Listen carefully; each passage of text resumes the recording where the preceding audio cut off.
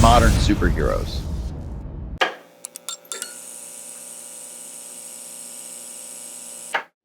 Imagine waking up to a world where the very agencies sworn to protect us, the FBI, the CIA, Canada's CSIS, are secretly being controlled by a foreign power.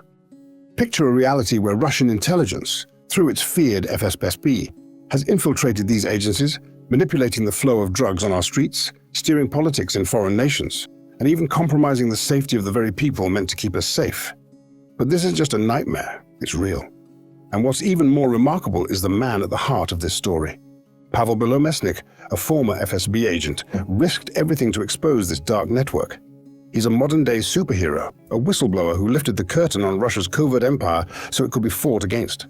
Through Pavel's journey, we see the hidden world of FSB operations stretching from Moscow to North America, and the story of one man who dared to reveal it all. As we dive into this extraordinary real-life saga, you'll see how Pavel, against impossible odds, uncovered the FSB's infiltration into agencies like the CIA, the FBI, and CSIS. And the final reveal will expose just how deep this control runs. Stay with us until the end, because what you're about to learn will change how you see global security, and the heroes risking everything to protect it. Pavel Belomesnik was just like many young men with big dreams. Growing up in a small Russian town, he'd always aspired to something greater, a life beyond the limitations of his surroundings. In a country where opportunity often felt restricted, Pavel was driven by an ambition to see the world, to learn, and ultimately, to make something of himself. When he finally had the chance to leave for Canada, it felt like the beginning of a new chapter, a stepping stone toward the life he'd envisioned. Canada offered Pavel everything he'd hoped for. There, he found freedom, an education, and the opportunity to immerse himself in a culture where he felt he could finally reach his full potential. He studied hard, embraced new ideas, and, for a while, his life seemed to be on a path to success. Pavel had dreams of building a career, perhaps even becoming a bridge between his homeland and the Western world. But as much as Canada offered him, his connection to Russia remained strong. He longed to share his newfound skills with his homeland, to contribute to a future he could help shape. And so, after years abroad, Pavel made the fateful decision to return to Russia, full of hope and a sense of purpose. But what awaited him wasn't the warm homecoming he'd expected. Almost from the moment he set foot back on Russian soil, he felt a shift, an eerie sense that he was being watched, evaluated. Little did he know, the Federal Security Service, the FSB, had already taken a keen interest in him. To them, Pavel was more than just a returning student. He was a prime asset, a young man with valuable Western ties and knowledge of North American society. The FSB's approach was never overt. They didn't introduce themselves as recruiters, nor did they reveal their intentions up front. Instead, they watched, observed, and waited. FSB agents had profiled Pavel long before he even set foot back in Russia, examining his connections, his ambitions, his weaknesses. They saw him not as an individual, but as a potential tool, a means to an end. To them, his experiences in North America weren't just part of his personal growth. They were assets that could be used to advance Moscow's objectives. They began subtly, planting seeds without Pavel even realizing it. Small favors here, a helpful connection there. These gestures seemed like acts of kindness, part of the culture of hospitality Pavel had missed in Canada. A contact helped him navigate the notoriously complex Russian bureaucracy. A friend of a friend secured him a promising job interview. These encounters, on the surface, seemed innocent, but every interaction was meticulously planned. The FSB operatives were drawing him in, inch by inch, establishing trust, creating a sense of obligation. Every favor came with an unspoken expectation, a reminder that loyalty in Russia was a currency of its own. But it wasn't long before Pavel began to sense something was off. The favors continued, each one more substantial than the last, each one binding him a little tighter. He started to receive veiled suggestions on how he could be of use to Russia, on the unique insights his experience in Canada might bring. The once friendly figures who had helped him settle back in Russia now seemed more like shadows, silently observing his every move. It was clear that they weren't friends. They were handlers, testing his willingness, evaluating his loyalty. For the FSB, this wasn't just about recruiting a single man. Pavel's value lay in his connections to the West, his ability to blend in, and his understanding of a world the FSB was keen to influence. To them, he represented a gateway, a bridge between Russian interests and Western systems. He could open doors that were otherwise inaccessible, build networks, and, most importantly, provide insights into North American society that Moscow desperately wanted. The FSB's recruitment tactics weren't just about manipulation. They were about finding ways to weaponize ordinary people, to turn them into tools for a larger cause. Pavel quickly learned that leaving wasn't an option.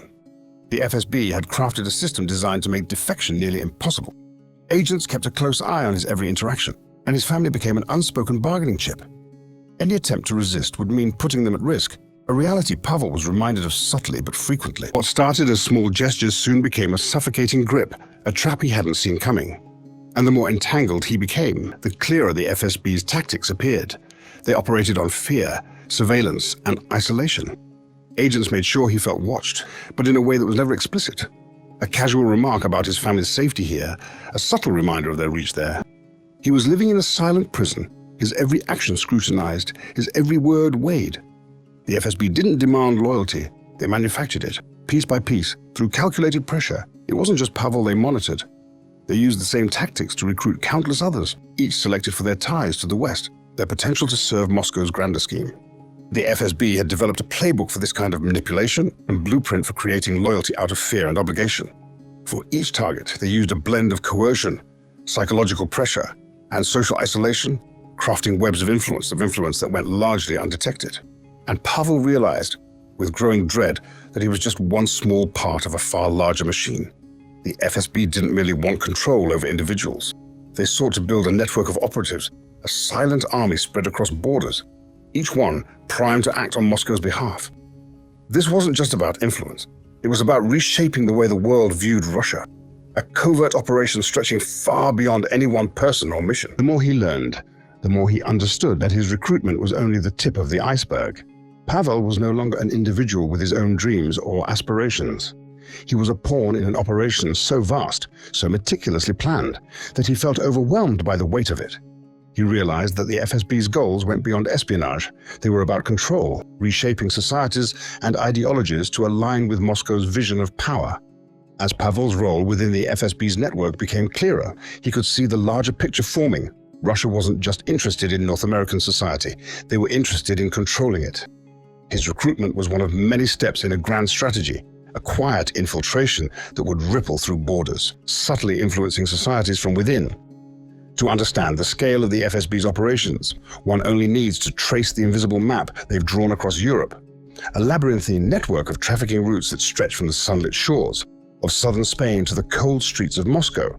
The FSB's drug trade isn't some small-scale criminal enterprise. It's an intricate operation, a well-oiled machine that moves tons of narcotics with a level of precision most corporations would envy. It all begins in Spain, where drugs arrive by sea, often concealed in cargo containers that appear perfectly legitimate on the surface. These shipments are cloaked in the facade of ordinary imports, with documentation to match. From the bustling ports of Algeciras and Valencia, the narcotics move inland, hidden within legal goods. Anything from electronics to textiles. With each mile, each border crossed, a layer of Moscow's influence is peeled back, revealing just how far the FSB's reach extends. The route cuts through France, where FSB operatives have carefully selected allies within customs and local law enforcement. These officials aren't loyal to Moscow out of ideology. They're loyal because they're paid to look the other way. Bribes come in many forms: cash deposited into offshore accounts, quiet promises of career advancement, or sometimes a whispered threat to keep family members safe. Every piece of the network has a role, and each official along the route has learned that silence pays well. After passing through France, the drugs cross into Germany. Here, the FSB's logistical operation becomes even more intricate. Major transportation hubs like Hamburg and Frankfurt serve as strategic points for shifting shipments onto new carriers, trucks, private vehicles, or trains. Each transfer is meticulously planned, with operatives controlling both the drop-off and the pickup to ensure the shipments remain untraceable. German customs officials, carefully chosen for their susceptibility to influence, are incentivized to ignore the activity, some receiving monthly bonuses deposited in discreet Swiss accounts. But the journey doesn't end there. From Germany, the drugs snake through the Baltics, using a variety of clandestine routes to reach Russia. In the Baltic states, corruption is a well-practiced art, and the FSB has woven itself seamlessly into this culture. Customs officials, border guards, and port authorities are either bought off or intimidated into cooperation. In smaller ports, less frequented by major shipping lines, the FSB's control is nearly absolute. Cargo is waved through unchecked, thanks to operatives who understand precisely when and how to avoid prying eyes. This isn't just a supply chain, it's a shadow network, stretching across multiple countries, each segment carefully secured by the FSB. They know which roads to avoid, which checkpoints to bypass, and which officials can be trusted to keep silent. Imagine watching a shipment of narcotics travel thousands of miles, crossing border after border with ease, slipping through cracks in Europe's security framework that only the FSB knows how to exploit. This is Moscow's silent mastery, an invisible invasion of Europe's underbelly. And the FSB doesn't work alone. They have cultivated relationships with some of the most powerful organized crime groups in Europe, alliances forged through mutual benefit and, in some cases, through brute force. In Spain, they work with criminal syndicates that control the ports, securing access to prime smuggling routes. In France, mafia families control key distribution points, ensuring the safe passage of FSB shipments across the country. And in Germany, the FSB has brokered partnerships with gangs who understand how to evade police scrutiny and move goods undetected through major cities. This network isn't simply a collection of criminals. It's a well-integrated ecosystem where each player has a role and every interaction serves a purpose. The FSB has created a web of influence that reaches deep into European society, threading through police precincts, government offices, and corporate boardrooms. By securing the loyalty of corrupt officials and powerful crime syndicates, they've built a protective shield around their operations, ensuring that their routes remain safe and their power unchallenged. The scope of their influence is staggering. In Italy, high-ranking FSB operatives have been known to attend clandestine meetings with mafia families, dining in luxurious hideaways far from prying eyes. These gatherings aren't social, they're business. Deals are struck over lavish meals, agreements are solidified with discreet handshakes, and Moscow's agenda inches forward with every exchange. The mafia provides access to smuggling routes across the Mediterranean, and in return, the FSB offers something far more valuable: immunity. As long as these families remain loyal to Moscow, they receive protection. Official investigations are quietly redirected, police efforts are subtly undermined, and rival gangs are ruthlessly targeted. Even more disturbing is the impunity enjoyed by the FSB's own high-ranking members within Russia. Figures like Colonel Anatoly Petrov, a man rumored to oversee the European trafficking network, move with total immunity. Despite mounting evidence of his involvement in international crime, Petrov faces no consequences within Russia. He's shielded by the very institution that would prosecute others for lesser crimes. To Moscow, Petrov is a loyal servant, a man whose actions are justified by the profits he brings in and the influence he extends. And Petrov isn't alone. Other senior officials have been identified by European intelligence agencies, but Moscow remains indifferent, even protective. These men are untouchable, immune from prosecution, their loyalty to the Kremlin rewarded with untold privileges. They live in opulent homes, drive expensive cars, and travel under the protection of diplomatic passports, their lives insulated from the consequences of the destruction they sow across Europe. This isn't merely a criminal operation. It's a state-sponsored empire built on corruption, violence, and the ruthless pursuit of power. For the FSB, drug trafficking is a tool, a method of securing influence and establishing control. But it's also a means to an end, a way to fund operations that extend far beyond the drug trade. Moscow has bigger ambitions, and the narcotics flowing into Europe are merely a revenue stream to support a larger strategy. With each shipment, each deal, each bribe, the FSB tightens its grip on Europe, but they aren't satisfied with just financial gains. Beneath the surface, Moscow's true agenda is brewing. The money and influence garnered from the drug trade are being redirected, reinvested into operations that are designed to destabilize, disrupt, and manipulate.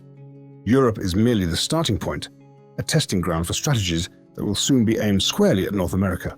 The FSB's power is growing, stretching across oceans, and their influence is just beginning to be felt. For Pavel, caught in the middle of this dark empire, the realization is both awe-inspiring and terrifying. He sees the gears of Moscow's machine turning, each rotation funded by illegal profits and protected by a web of loyalty that crosses borders. He understands now that drug trafficking is only a small piece of the puzzle, a single arm of an operation that spans continents and seeks to redefine global power. And with each shipment that passes into Russia, each bribe paid to a European official, Pavel senses what's coming next. The FSB isn't just an intelligence agency, it's a force of control, a weapon wielded by Moscow to reshape the balance of power. Europe may be under their thumb, but the FSB's eyes are set on a much larger prize: Soon, North America will feel the weight of this shadow empire, and the world will finally see the true extent of Moscow's reach.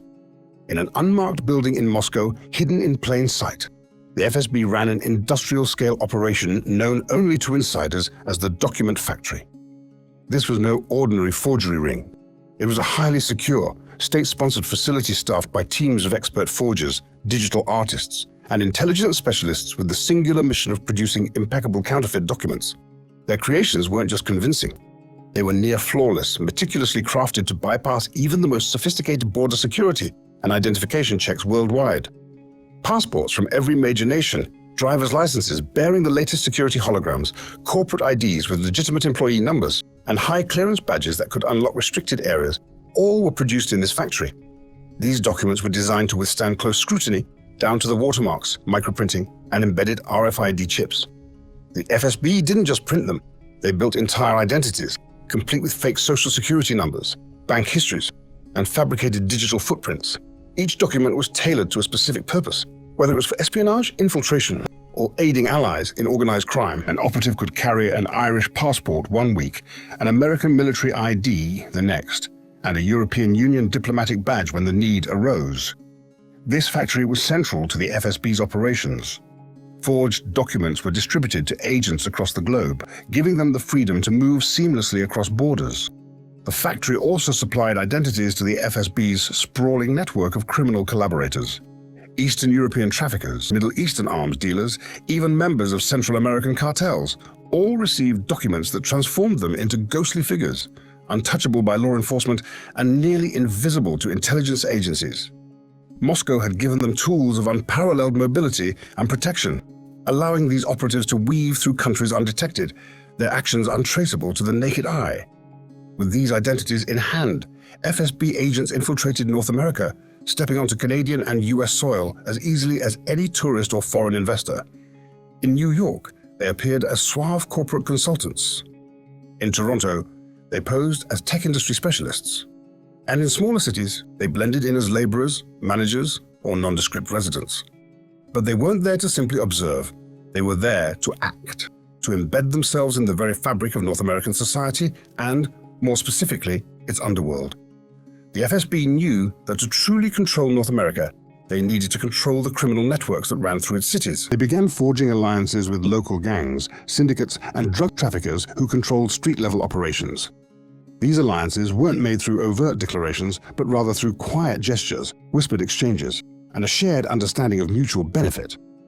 The FSB supplied them with counterfeit IDs, alerting them to law enforcement crackdowns and giving them an edge over their rivals. In return, these criminal networks became tools of Moscow's design, unwitting extensions of Russian influence. One infamous example involved a ruthless biker gang based in Vancouver. Known for their tight grip on drug trafficking, this gang ran operations that spanned from Canada's western coast to border cities in the United States. An FSB agent, using a meticulously crafted fake identity, approached the gang under the guise of an Eastern European trafficker. Through a slow, calculated process, he ingratiated himself, offering not only high-quality narcotics sourced from Europe, but also valuable intelligence on police activities. Before long, he was guiding their operations, making the gang a critical component in a transcontinental drug route managed directly by the FSB. To the gang members, he was a powerful ally, an Eastern European who seemed to have eyes and ears everywhere.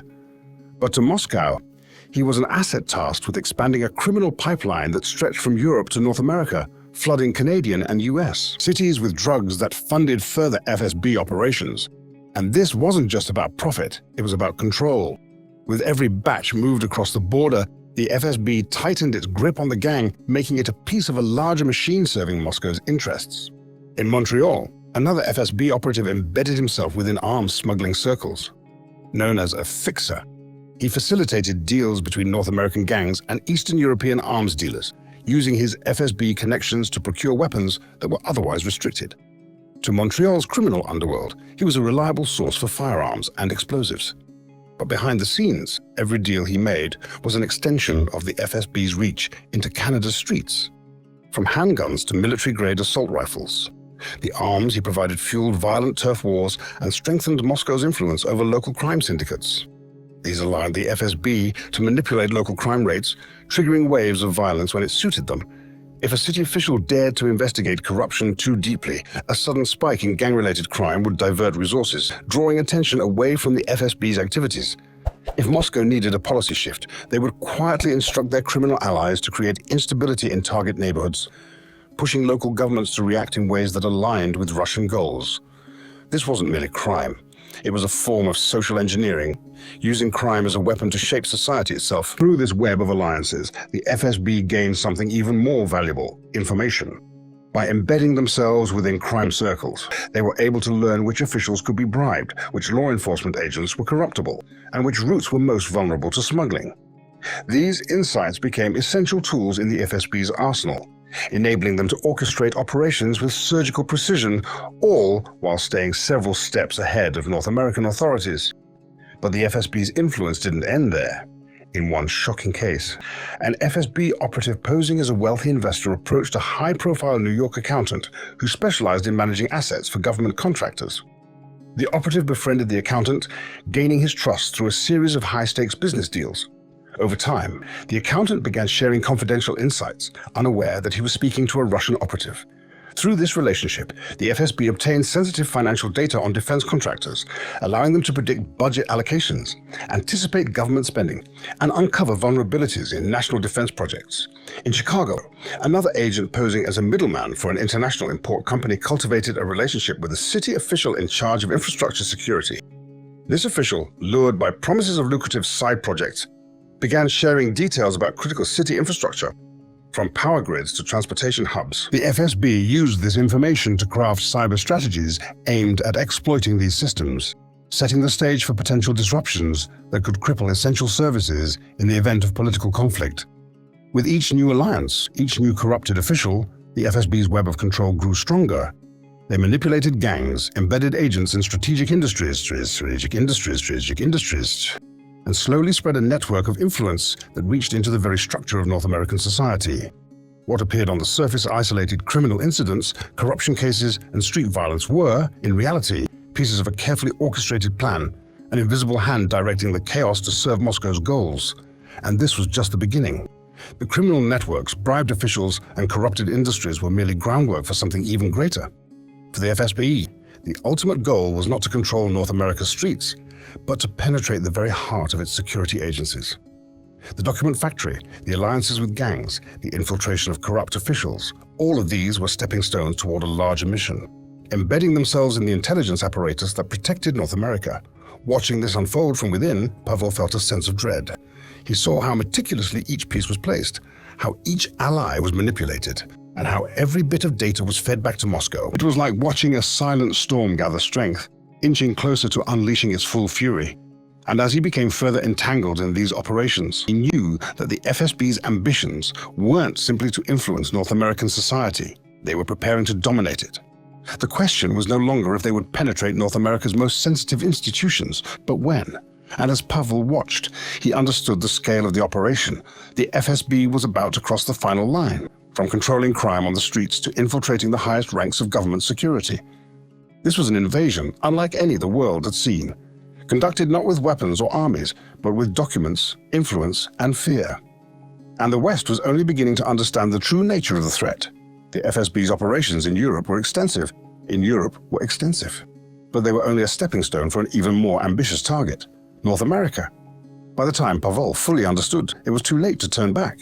He was caught in the web of a covert empire, a sprawling network of influence that didn't stop at national borders, and whose reach extended into the highest echelons of power in the United States and Canada. It started subtly, quietly. FSB agents began embedding themselves in North American cities, slipping in with identities as pristine as any legitimate citizens. But they were more than ordinary residents.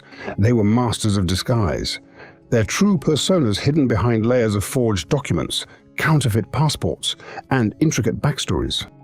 The FSB spared no effort in creating ironclad identities that allowed them to bypass immigration controls, dodge government scrutiny, and blend seamlessly into American and Canadian society.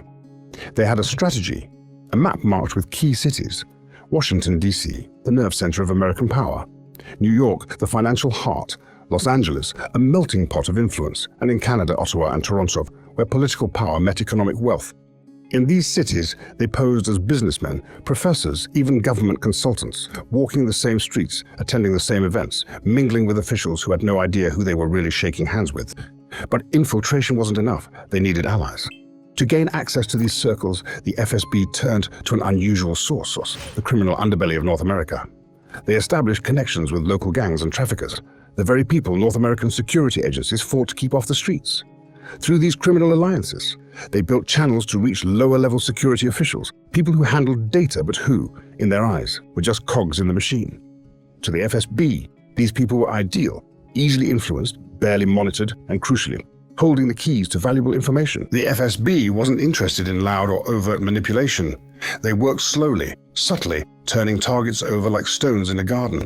One of their most effective methods was targeting disillusioned or overworked officials within intelligence agencies.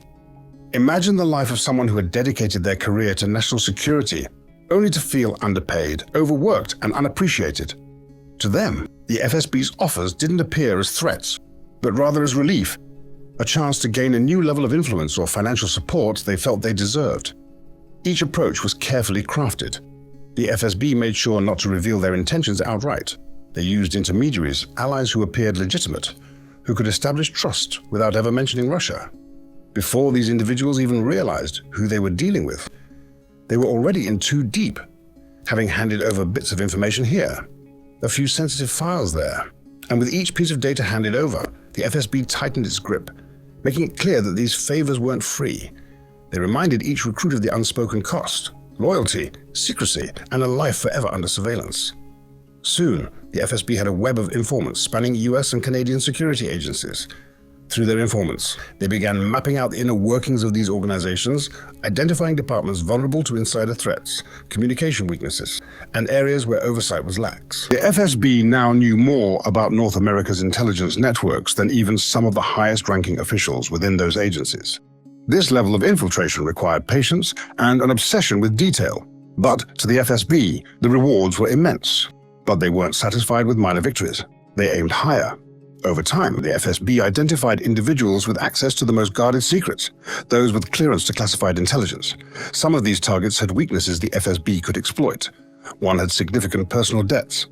Another was hiding an extramarital affair. Yet another had made a critical mistake in their past, one that could ruin their reputation if it were to come to light. To the FSB, these people weren't liabilities. They were opportunities. One night, in a dark hotel room, an FSB operative met with a US intelligence officer, a mid-level analyst who held the key to classified briefings. The room was tense, silent. The agent leaned forward, sliding a document across the table, outlining exactly what they wanted. They made it clear that there would be rewards if the officer complied, and repercussions if they didn't. It was not a loud threat. It was subtle, whispered, and loaded with unspoken promises of destruction. The analyst, after minutes of silence, finally agreed. With that single nod, the FSB gained access to the US cybersecurity protocols. Protocols they would eventually exploit to tailor cyber attacks that crippled American defenses. In Canada, a similar story unfolded, this time with a high-ranking official in intelligence. This official had been approached, cautiously at first, then with growing urgency. He was hesitant, suspicious, but the FSB played their cards with calculated precision. They appealed to his desire for wealth, a better life, a way to retire comfortably.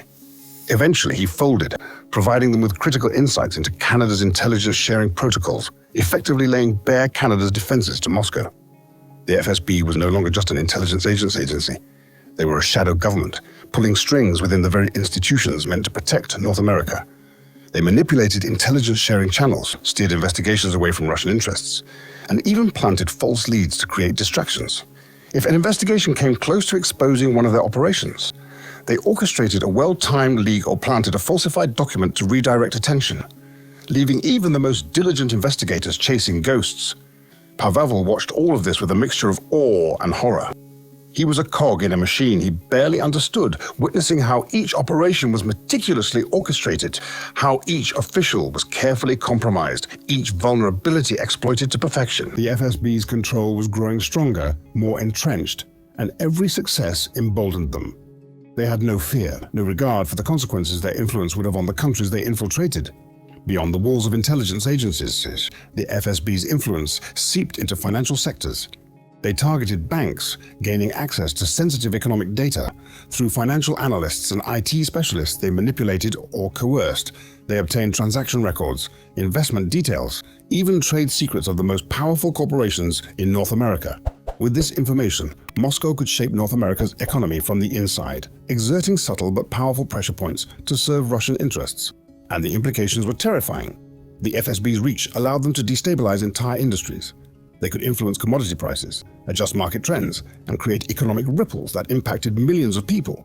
North American economies, supposedly pillars of stability, were now vulnerable to the whims of Russian operatives working in the shadows. But their ambitions didn't stop at finances. They targeted the technology sector, embedding informants within top North American tech companies.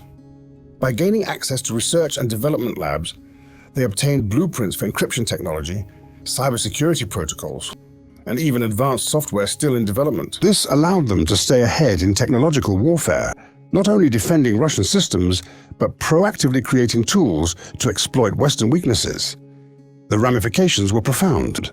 With each new recruit, each piece of data, each weakened system, the FSB's hold on North American infrastructure grew tighter. They were no longer outsiders looking in. They had become an invisible hand, reaching deep into the heart of Western society, quietly steering it toward Moscow's interests. For Pavel, the reality was overwhelming. He saw the network they had created, an empire of compromised officials, coerced businessmen, and controlled operatives. He realized this was no ordinary intelligence operation. It was an act of control on a global scale, a web that would ultimately redefine power and influence across continents. The FSB was reshaping the world order, one secret at a time. And as he looked around, Pavel understood the chilling truth. The FSB's hold on North America wasn't just an infiltration. It was a silent conquest, hidden in plain sight, a new Cold War waged not with missiles and armies, but with secrets, fear, and control. The West, as he now knew, was only beginning to grasp the scope of this invisible war.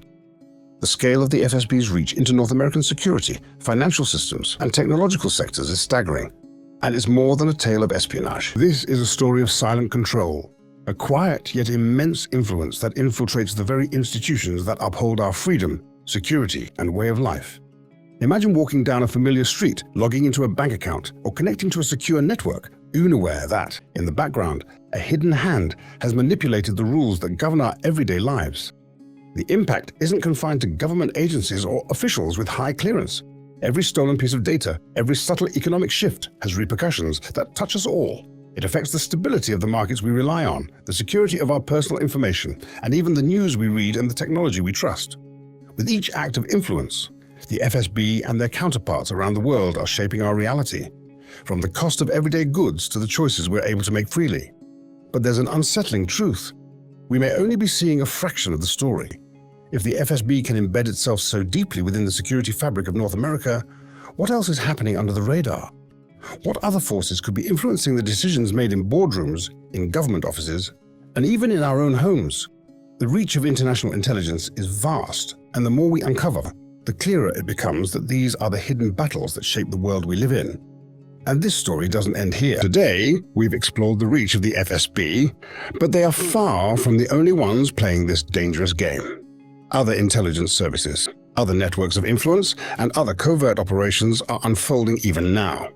In future episodes, we'll pull back the curtain on espionage across borders, expose the underground alliances that few ever see, and follow the money trails of organized crime as they cross continents. If you found this story eye-opening and want to continue this journey into the shadows, make sure to subscribe to our channel and click the notification bell. There are countless secrets shaping our world, and together we'll uncover them. Thank you for watching, and remember, sometimes the biggest threats aren't the ones we see. They're the ones hidden in plain sight.